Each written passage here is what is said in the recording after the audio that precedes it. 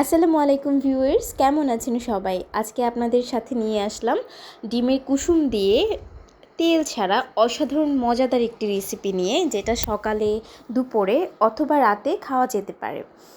এখানে আমি রেসিপিটার জন্য 3টা ডিমের কুসুম, 2 কাপ পরিমাণ আটা এবং একটা পেঁয়াজ, 3 থেকে 4টা মরিচ এবং ধনিয়া পাতা নিয়ে নিচ্ছি।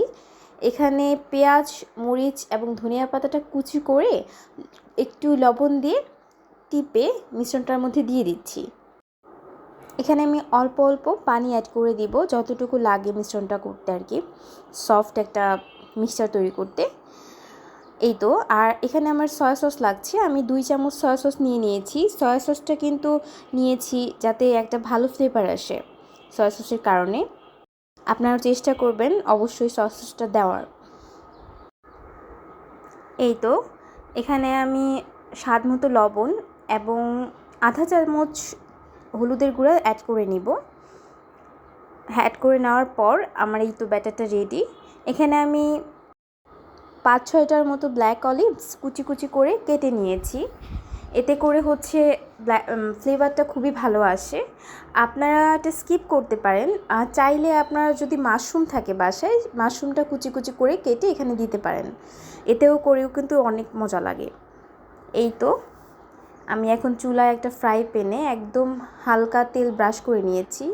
এটাতে হালকা তেল ব্রাশ করে নিয়েছি। এরপরে আরেকটা বানাবো, যেটা একদমই তেল ছাড়া।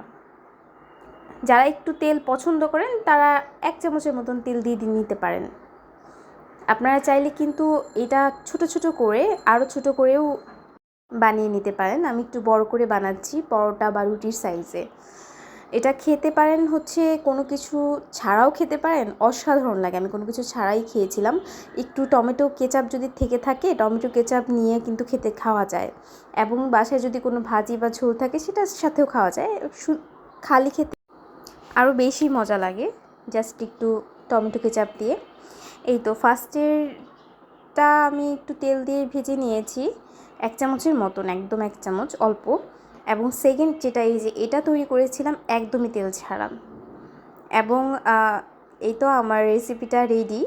এটা খেতে যে কি অসাধারণ লাগে, কোনো কিছু ছাড়াই, খালি টমেটো কেচাপ ছাড়াও খেতে পারেন।